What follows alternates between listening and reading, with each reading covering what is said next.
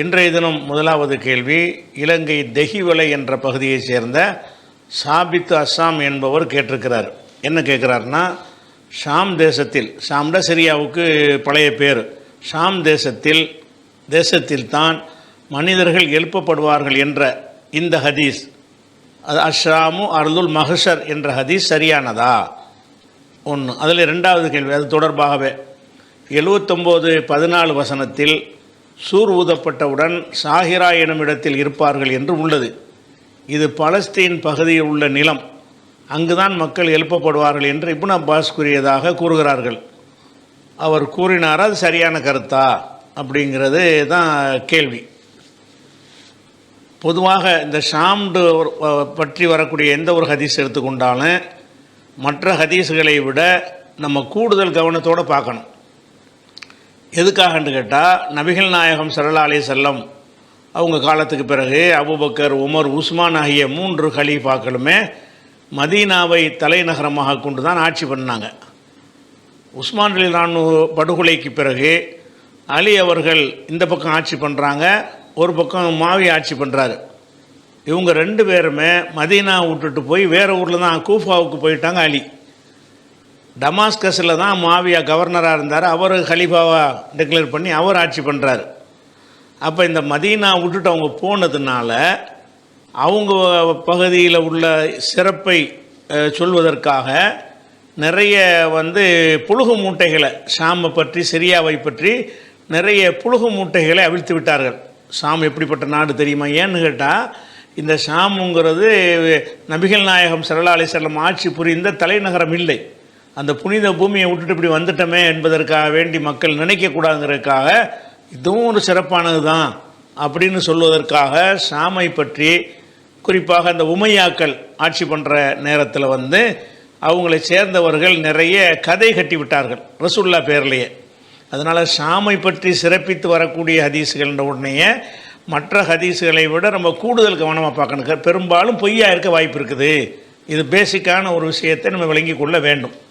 இப்போ இந்த ஹதீஸ் என்ன சொல்லுதுன்னு கேட்டால், அவர் கேட்குறாருல அந்த ஹதீஸு, அதாவது உலகம் அழிக்கப்பட்டவொன்னே எல்லாம் திருப்பி எழுப்புவான்.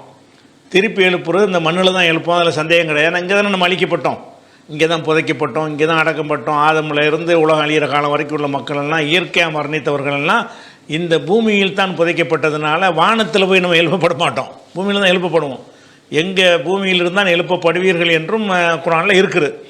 அப்போ பூமியில் எழுப்பப்படுவீர்கள் என்று சொன்னால் அது எங்கே எழுப்பப்படுவாங்க அப்படிங்கிறதுக்கு இந்த ஹதீஸிலேருந்து ஒரு விளக்கமாக சொல்கிறாங்க.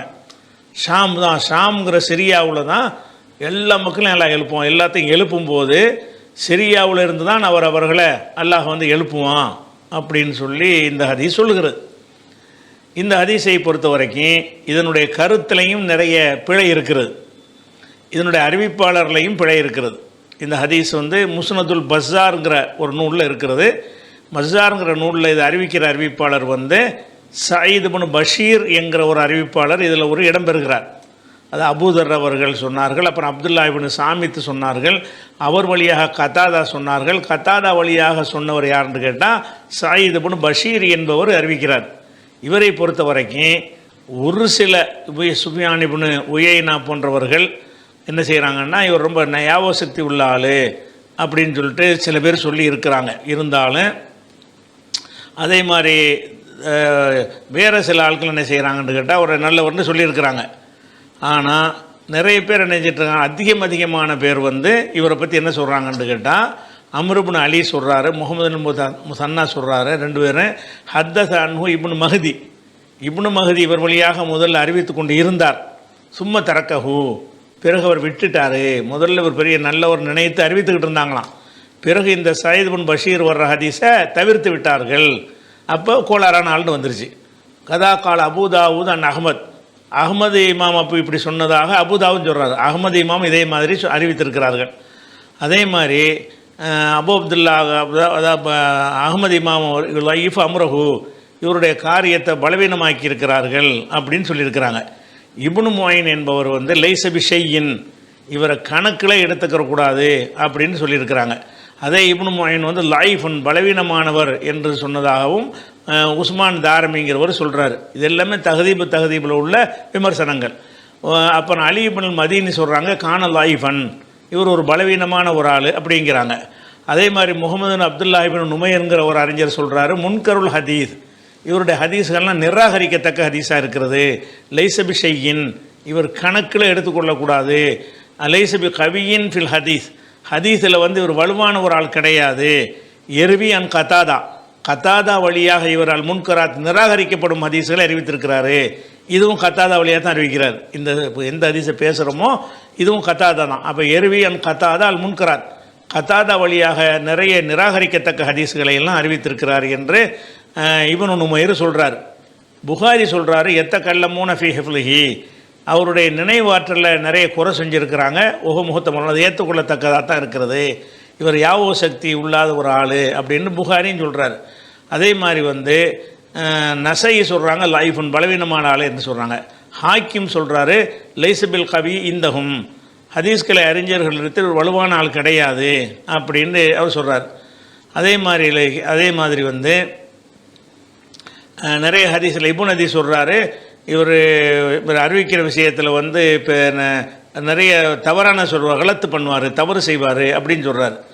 சாஜி சொல்கிறாரு ஹத்தசன் கத்தாதா பி மனாக்கீர், கத்தாதாவுடைய பேரை பயன்படுத்தி இவர் நிறைய முன்கரான நிராகரிக்கத்தக்க ஹதீஸுகளை சொல்லியிருக்கிறாரு. ஆஜூரி சொல்கிறாங்க அபூதாவுத் லைஃபன், அபூதாவுத் சொன்னதாக ஆஜூரி அறிவிக்கிறார், இவர் பலவீனமான ஒரு ஆள். இப்னு ஹிப்பான், அவர் பலவீனமான எல்லாம் நல்லாட்டு சொல்லக்கூடிய ஆள், அவர் சொல்கிறாரு கான ரதியல் ஹிஃப்லு, பட்டு மட்டமான யாவோ சக்தி உள்ள ஆள். ஃபாஹிஷல் கத்தை, கடும் பிழைகளை விடக்கூடியவர். எர்வியன் கத்தாதா, கத்தாதா வழியாக அவர் அறிவித்திருக்கிறார். மாலாயு தாபா அலேஹி, அதை சப்போர்ட் பண்ணக்கூடிய செய்தி ஒன்றுமே இருக்காது, அப்படிப்பட்ட செய்திகளை அறிவித்திருக்கிறாரு. அதனால் இவர் சரியில்லை அப்படிங்கிறார். பஸார் மாத்திரம் என்ன செய்கிறாருன்னா இவர் நல்லவர்னு சொல்லிட்டு பதிவு செஞ்சுருக்கிறார். இந்த ஹதீஸை பதிவு செஞ்ச பஸாருடைய கருத்து பிரகாரம் தான் இந்த நான் சாலிஹுன், நம்மளை பொறுத்த வரைக்கும் ஒரு நல்லவர் தான். லைசபிகி பெரிய சர்டிஃபிகேட் கொடுக்கல, நல்லவர். லைசபிகி பாசுன்னு ஒரு மேல் தப்பு இல்லை அப்படிங்கிற ஒரு வார்த்தையை பயன்படுத்தி இருக்கிறார் பஸார்.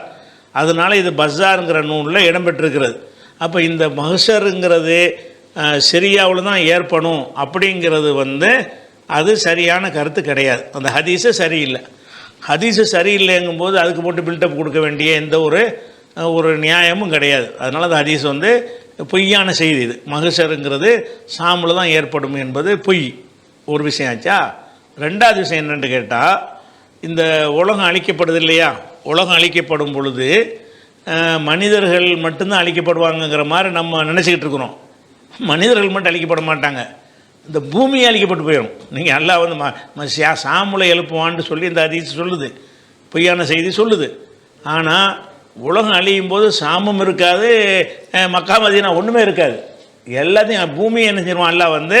ஏன்னு கேட்டால் இந்த மஹ்ஷருங்கிறதுல எழுப்பப்படுறது இருக்குல்ல, எழுப்பப்படுற இடத்துல வந்து நிறைய செட்டிங் பண்ண வேண்டியிருக்கு.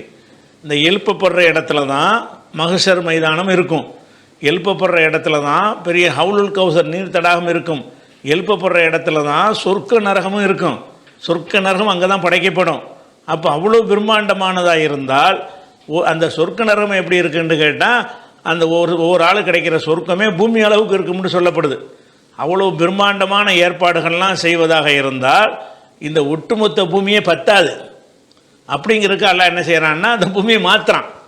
பூமி அழித்து விட்டு நம்மளை எழுப்புறதுக்கு முன்னாடி இப்போ நம்ம இருக்கிற பூமி பல ஆயிரம் கோடி அளவுக்கு பெருசாகப்படும். 1 கோடி 2 கோடி அல்ல, பல ஆயிரம் கோடி அளவுக்கு இந்த பூமி பிரம்மாண்டமாக ஆக்கப்பட்டு அந்த பிரம்மாண்டமான பூமியில் தான் நம்ம எழுப்பப்படுவோம். விசாரணை நடக்கும், நீர் தடாகம் இருக்கும், பாலம் அமைக்கப்படும், இந்த பக்கம் நரகம் இருக்கும், அந்த பக்கம் சொர்க்கம், எல்லாமே அது வந்து அல்லாஹ்வுடைய ஏற்பாட்டில் என்ன ஆகும்னு கேட்டால் மொத்தமாக அழிக்கப்பட்டு போயிடும். மொத்தமாக எதுக்கு அழிக்கப்படுதுன்னா பத்தாவது முதல்ல அந்த அதில் சொல்லக்கூடிய அந்த ஏற்பாடுகளை எல்லாம் சாமுல கொண்டே பண்ண இயலுமா? சாமுங்கிற ஒரு சின்ன ஒரு குட்டி ஒரு நிலப்பரப்பு. இன்னும் சொல்ல போனால் இந்த உலகம் ஆதம் அலைஹிஸ்ஸலாத்திலேருந்து இன்னைக்கு வரைக்கும் அழிந்தார்கள்ல, இவங்களையெல்லாம் கொண்டே சாமுல வந்து நிப்பாட்டி வைக்க முடியாது. சாமுங்கிற ஏரியாவில் எழுப்பி வச்சு நிப்பாட்டி கூட வைக்க முடியாது, கொள்ளாது. அவ்வளோ ஒரு சின்ன நிலப்பரப்பு அது. அப்போ இந்த உலகத்தில் வந்து மொத்தமே அந்த நிலப்பரப்பை ஸ்கொயர் ஃபீட்டு கலந்து பார்த்தீங்கன்னா ஒரு 370 கோடி பேர் நிற்கலாமா. அந்த சாமுடைய ஒட்டு மொத்த சரியாக இருக்குல்ல அதுலெல்லாம் ஒருத்தர் ஆண்டு நெருக்கி நெருக்கி நெருக்கி இந்த கரூரில் நிப்பாட்டி வச்ச மாதிரி நிப்பாட்டி வச்சாங்கன்னு சொன்னால் ஒரு 370 நிப்பாட்டுறதுக்கு மட்டுமே. அப்போ இன்றைக்கி வாழ்கிற 800 கோடி மக்களை நிற்க முடியாது. இன்றைக்கி வாழ்கிற 800 கோடி மக்கள், ஆதம் அலைஹிஸ்ஸலாத்திலிருந்து இன்றைக்கி வரைக்கும் எத்தனை ஆயிரம் கோடி மக்கள், இன்னும் உலகம் அழிக்கப்படுற வரைக்கும் வரக்கூடிய எத்தனை ஆயிரம் கோடி மக்கள், இவ்வளோ பேரையும் கொண்டு சாமில் கொண்டு நிப்பாட்டவே முடியாதுங்கும் போது அதில் எப்படி முட்டி ஏற்பாடு செய்ய முடியும் சாமில்? அப்போ அதான் அந்த ஹவுலுல் கௌசர் பற்றி சொல்லும் பொழுது 1 மாத பயண தொலைவு இருக்கும் பொழுது அதனுடைய தூரம் 1 மாதம் போய்கிட்டே இருந்தால் எவ்வளோ தூரம் வருமோ அவ்வளோ பெருசாக இருக்கும் ஹவுலுல் கௌசர்ன்று. இவ்வளவும் ஏற்பாடு செய்ய வேண்டியிருக்கு இந்த பூமியில் தான். இந்த பூமியில் தான் சொர்க்கம் மகசரு எல்லாமே இங்கே தான் ஏற்பட போகுது. அப்படி இருக்கும் பொழுது இது போதாது, இந்த பூமியுடைய சைஸு பத்தாது. அதுக்கு தான் அல்லாஹ் என்ன செய்கிறான்னு கேட்டால் 14:48 வசனத்தில் சொல்கிறான், யௌமத்து பத்தலுல் அருளு, இந்த பூமி மாற்றப்பட்டு விடும், கைரல் அருளி, இது அல்லாத வேறு பூமியாக மாற்றப்பட்டு விடும். அப்போ இந்த பூமியில் அல்லாஹ் எழுப்ப மாட்டான், பத்தாது. அப்படி பேரையும் எழுப்புனா என்ன செய்ய, இவ்வளோ செட்டிங்களுக்கும் போதுமானதாக இருக்காது. அதனால் யௌமத்து பத்தலுல் அருள் கைரல் அருள், இந்த பூமி வேறு பூமியாக மாற்றப்பட்டு விடும் அப்படின்னு 14:48 சொல்கிறதுனால பூமியை வேறு மாற்றியாச்சுன்னா அப்புறம் சாமி எங்கே மக்கா எங்கே ஒன்றுமே இருக்காதாங்க. இந்த பூமி டோட்டலாக சேஞ்ச் பண்ணிட்டோம்னா ஒரு ஒரு ஒரு ஒரு பொருளை உருக்கி வேறு ஒன்றை தயார் பண்ணிட்டேன்னு வைங்களேன், அதிலேருந்து எல்லா விதமான பேர் அடையாளம் எல்லாம் போயிடும்ல. இந்த பூமி மொத்தமாக அழிச்சாச்சு, அழிச்சிட்டு மரம் ஆகுங்கிறான்ல, மரம் ஆகுது, அதில் எது சாமி இருக்கு? புதுசாக உண்டாக்கப்பட்ட பூமியாக மட்டும்தான் இருக்குமே தவிர அதில் சாமும் இருக்காது, அதில் மக்காவும் இருக்காது, அதில் மதீனாவும் இருக்காது, சென்னையும் இருக்காது, இலங்கையும் இருக்காது. அது ஒரு பூமியாக அது ஒரு மொத்த ஒரு பகுதியாக மாறிடும். அப்போ அல்லாஹ் சொல்கிறான், இந்த முட்டை பூமியை மாற்றிட வேண்டு, இவங்க இப்படிக்கேன்னு சாமில் கொண்டு போய் எல்லாத்தையும் எழுப்புவாங்க. அந்த சிறப்பு சேர்க்கறதுக்காக புட்டு அடிச்சிருக்காங்க. அந்த சாமு பகுதிக்கு ஒரு சிறப்பை சேர்க்கணுங்கிறதுக்காக வேண்டி அடித்த ஒரு புழுகு மூட்டை தான். அது பாலஸ்தீனில் ஏன் எழுப்பப்படுமா? அது பாலஸ்தீனுக்குள்ளே ஒரு 20 லட்சம் 30 லட்சம் பேருக்கு மேலே கொள்ளாது, அதில் போய் எப்படி பேர் எழுப்ப முடியுமா? வாயில் விட்டு அடிக்கிறாங்க. எத்தனை கோடி மக்கள் இன்றைக்கி வரைக்கும் இருக்கிறாங்க, இதுக்கு முந்தைய எத்தனை ஆயிரம் கோடி மக்கள் போயிட்டாங்க, இனி எத்தனை ஆயிரம் கோடி மக்கள் வந்த பிறகு ஒன்றும் அழியுமோ தெரியலை. அப்போ இவ்வளோ பெரிய பெரும் திரளான மக்களை பாலஸ்தீனில் எல்லாம் எழுப்புவான்னு சொல்லி இப்னு அப்பாஸ் சொன்னார்னே. இப்னு அப்பாஸ் அவருக்கு ஒன்றும் விளங்காமல் அந்த காலத்தில் அறிவை கொண்டு சொல்லியிருக்கிறார். ஏன்னா எவ்வளோ மக்களுங்கிற அவர் காலத்தில் உள்ள மக்கள் என்ன கொஞ்சமே இருந்திருப்பாங்க, இவர் நாளைக்கே கியாமத்தில் வந்துடும் போல இருக்குன்னு நினச்சி அவர் சொல்லியிருக்கலாம். அது அவருடைய கருத்து தான். அது பாலஸ்தீனில் எழுப்பப்படுவார்கள் என்பது அவர் கருத்து. அவருக்கு இந்த விஷயத்திலாம் அவர் கரெக்டாக சொல்ல முடியாது, அவராலையெல்லாம் பிந்தி வர்ற மக்களுக்கு தான் கரெக்டாக சொல்ல முடியும். அதனால் அல்லாவே இந்த பூமியை பத்தாதுங்கிறதுனால தான் நம்ம வீட்டுக்கு வேறு பூமியை மாற்றுறான். ஏன்னா அவ்வளோ வேலையை செய்ய வேண்டியிருக்க. சொர்க்கம் ஒவ்வொரு சொர்க்கமே ஒரு பூமி அளவுக்கு இருக்குங்கிறான் அல்லா. அப்போ அவ்வளோ பிரம்மாண்டமான சொர்க்கத்தை எல்லாம் படைப்பதாக இருந்தால் இந்த இருக்கிற பூமியை டோட்டலாகவே மாறி போயிடும், கம்ப்ளீட்டாக நினைஞ்சிறேன். இது பல ஆயிரம் கோடி மடங்கு பூமியாக மாறிடும். அதில் தான் மகசர் வரும். அப்போ மகசர் சாமில் வருங்கிறது இந்த வசனத்துக்கெல்லாம் மாற்றமாக இருக்குது. அதுபோக அல்லாவுடைய ஒரு ஸ்டைல் என்ன இருக்குன்னு கேட்டால், எல்லாத்தையும் 2வது தடவை படைக்கிறது அல்லாவுடைய தனியான ஒரு சிபத்தாக அல்லா சொல்லி காட்டுறான். சொர்க்கம் ஏற்கனவே இருக்குது, அந்த சொர்க்கத்தை நம்ம போக மாட்டோம், அழிச்சிட்டு தான் மர படைப்பான். விளங்குத? வானம் இருக்குது, பூமி இருக்குது, இந்த பூமி அழிச்சது எல்லாம் படைப்பான். அது அல்ல என்ன கேட்குறான்னா, குல் ஹல் மின் சுரக்காய்க்கும், உங்களுடைய தெய்வங்களில் இருக்கிறார்களா, மை எபுதவுல் ஹல்க சுமை எழுதுகு, முதல்ல படைத்து விட்டு மறுபடியும் படைக்கணும் யாராச்சும் இருக்கிறாங்களா அப்படின்னு அல்ல அப்படித்தானே எல்லாத்தையும் செய்கிறான். நம்மளை படைச்சிட்டான்ல, மறுபடியும் படைக்க போகிறான். பூமியை படைச்சிட்டான்ல, மறுபடியும் படைக்க போகிறான். அப்போ குலில்லாஹு சொல்லுங்கள் நபி, நீங்கள் சொல்லுங்கள், அல்லாஹு எபுதவுல் ஹல்க சுமை எழுதுகு, அல்லாஹு தான் முதல்ல ஒருக்கா படைப்பான், 2வது ஒருக்கா படைப்பாங்கிறான். அல்லாஹ்வுடைய தனி சிறப்பு என்னன்னு கேட்டால், படைச்சதை அழிச்சிட்டு மரப்படைக்குவான் அப்படிங்கிற 10:34 வசனத்தில் சொல்லி காட்டுறான். இதே கருத்தை 27:64 சொல்லுகிறான், 29:19 சொல்லுகிறான், 30:11 சொல்லுகிறான், 30:27 சொல்லுகிறான், 85:13. இது எல்லாத்துலையும் என்ன வருதுன்னு கேட்டால், அவன் 2ஆம் முறை எல்லாத்தையும் படைப்பான், பூமி உள்பட. அப்போ இந்த பூமியை அழிச்சிட்டு வேறு பூமி அல்ல சொர்க்கம் வரதுன்னு சொல்ல பார்த்தாங்கன்னா வருது, அது இருக்குது, அது அழிக்கப்பட்டுரும், அதுக்கு நம்ம போக மாட்டோம். புதுசாக தான் நல்லா படைக்குவான். அந்த சொர்க்கம் நரகம் எல்லாமே ஃப்ரெஷ்ஷாக தான் நல்லா படைக்குவான். 2வது தடவை படைக்கிறது இன்னுஹுவ யுபுதியு யுஈத், அவன் தான் முதல்ல படைப்பான், 2வது ஒருக்காவும் படைப்பான், அழிச்சு விட்டு படைப்பான் அப்படின்னு சொல்லி பல இடங்கள் அல்ல நான் சொன்ன வாசித்து காட்டின எல்லா வசனங்கள்லையும் இருக்குது. அதே மாதிரி அந்த சொர்க்கத்தை பற்றி எல்லாம் சொல்லும் பொழுது, ஓ சாரி ஓயிலா மகபிரத்தி மிரப்பிக்கும், உங்களுடைய இறைவனுடைய மன்னிப்பை நோக்கி விரைந்து வாருங்கள், ஓ ஜன்னத்தின் சொர்க்கத்துக்கு நோக்கி விரைந்து வாருங்கள். சொர்க்கம்ங்கிறது என்ன தெரியுமா? அர்லுஹு சமாவாத்து உள்ளர்து, அதனுடைய பரப்பளவு என்பது இந்த வானபூமி எல்லாம் சேர்ந்த அளவுக்கு உள்ள பெருசு. அப்போ பிரம்மாண்டமான சொர்க்கத்தை பூமியில் படைக்க போகிறான். அந்த சொர்க்கம் எப்படி இருக்கும்னா அந்த பூமியை விட பல மடங்கு பெருசு, வானத்தை விட பெருசு அப்படின்னு சொல்லிட்டு 133 வசனத்திலையும் 57 21 வசனத்திலையும் எல்லாம் சொல்லி காட்டுகிறான். அதனால் நம்ம அந்த பூமியில் மஹ்ஷர் வரும் என்பதில் மாற்றுக்கிறது கிடையாது. ஆனால் இந்த பூமி கிடையாது. அனைவரும் எழுப்பி விசாலமாக நிப்பாட்டி விசாரிப்பதற்குரிய பிரம்மாண்டமான அந்த மஹ்ஷர் மைதானம் அங்கே தான் ஏற்படுத்தப்படும். அங்கே தான் அந்த நீருக்கு மக்கள் தடுமாறும்போது ஹவுலுல் கௌசர் தடாகம் அங்கே தான் ஏற்படுத்தப்படும்.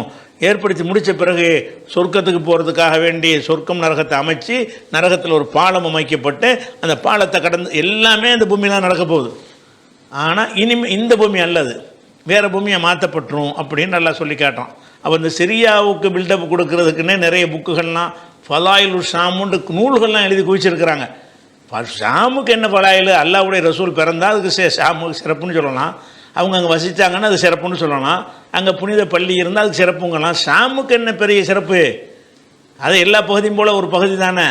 ஏதோ சில இடத்துக்கு ரசூலுல்லாஹ் துவா செஞ்சுருப்பாங்கல்ல, பரக்கத் செய்வாயாகன்னு, அவ்வளவுதானே தவிர இந்த ஷாமு தான் எல்லாத்துக்கும் மேலே உள்ளதுன்னு காட்டுறாங்க. ஆனால் வரலாற்றை தேடி பார்த்தீங்கன்னா உலகத்திலே ரொம்ப அழிவுக்கு ஆளான ஒரு பகுதினா ஷாமு தான். இவங்க சொல்கிற மாதிரி வரலாறு இல்லை, கதை பில்டப்பில் தான் கொடுத்துருக்காங்களே தவிர ஷாம் அளவுக்கு இன்னைக்கு தேதி வரைக்கும் சிறிய அளவுக்கு அழிக்கப்பட்ட பகுதி இருக்கா?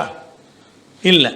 அப்போ சிறிய அளவுக்கு இன்றைக்கும் குண்டு போட்டு நடந்துக்கிட்டே இருக்குது. சிரியாவில் தான் அவ்வளவு ஒரு அழிவுகளும் ஏற்பட்டு கொண்டு இருக்கிறது. இவங்க பில்டப்பு கொடுக்குறாங்க, அதுதான் எல்லாத்துக்கும் பேசிக்கானதுண்டு. அதுதான் ரொம்ப அழிக்கப்படுற பூமியாக இருக்குது. அந்த வரலாற்றில் எடுத்து பார்த்தீங்கன்னா அதிகம் அழிக்கப்பட்டு நாசமாக்கப்பட்ட பூமின்னா அதுவாக தான் இருக்கும். அதனால் இந்த சிரியா பாலஸ்தீனு பற்றி வரக்கூடிய அம்புட்டுமே பொய்கள், புழுகு முட்டைகள் தான் பிடிக்க வச்சுருக்கிறாங்க விளைவிக்கணும். ஷாமுடைய இன்னைக்கு தேதியில் எடுத்துக்கிட்டிங்கன்னா 1,85,180 சதுர கிலோமீட்டர் தான். அது ஒரு 2 லட்சம் சதுர கிலோமீட்டர் தான் மொத்த பரப்பளவு. அதில் எம்பிட்டு பேர் நிற்க முடியும்னு கால்குலேட்டு பார்த்தீங்கன்னு சொன்னால் 370 கோடி மக்கள் தான் நெருக்கிட்டு நிற்க முடியுமா? நம்ம கால்குலேட் பண்ணி பார்க்கும்போது இதில் எப்படி அவ்வளோ பேர் எழுப்ப முடியும்? இது பத்தாது. அப்போ இது பத்தாது, பூமியே பத்தாது. இருக்கிற பூமியில் பூராத்தையும் நினச்சி வச்சா கூட 50 கோடி மக்களும் என்ன செய்ய முடியாது? எழுப்பி வைத்து அவங்கள விசாரித்து அதில் சொர்க்க நரகம் அமைக்கிறதுக்கு அதெல்லாம் பத்தாது. எல்லாம் ஏற்படுத்த பிரம்மாண்டமான சொர்க்கத்துக்கு எல்லாம் ஒரு ஆர்டர் பண்ணுவோம் உண்டாயிரும். அந்த ஒரு விஷயத்திற்கு போதுமானதாக இந்த பூமி எல்லாம் தரலை. எதை இப்போ நம்ம வாழ்வதற்கு தகுந்த அளவுக்கு இது போதுமானதாக இருக்கே தவிர அதுக்கு பிறகு வரக்கூடிய பிரம்மாண்டமான அந்த சொர்க்க வாழ்க்கைக்கு ஏற்றதாக இந்த பூமி பத்தாது, வேறு தான் மாற்றப்படும்ங்கிறது விளங்கிக்கிறும்போது இது ஒரு பொய் என்பதை நம்ம என்ன செஞ்சுக்கலாம்? சந்தேகத்துக்கு இடமில்லாமல் அறிஞ்சு கொள்ளலாம்.